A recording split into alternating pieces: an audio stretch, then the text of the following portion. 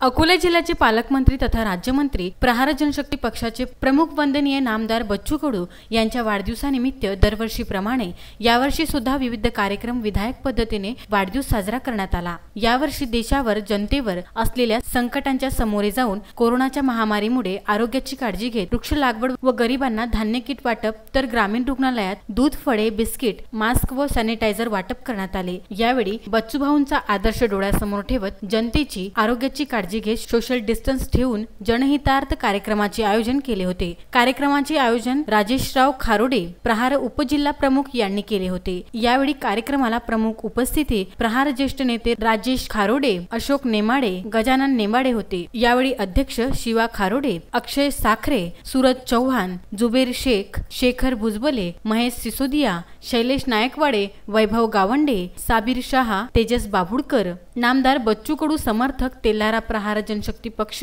तेल्हारा कार्यकर्ते उपस्थित होते। गुरुदेव मोरे, विदर्भ न्यूज, तेल्हारा।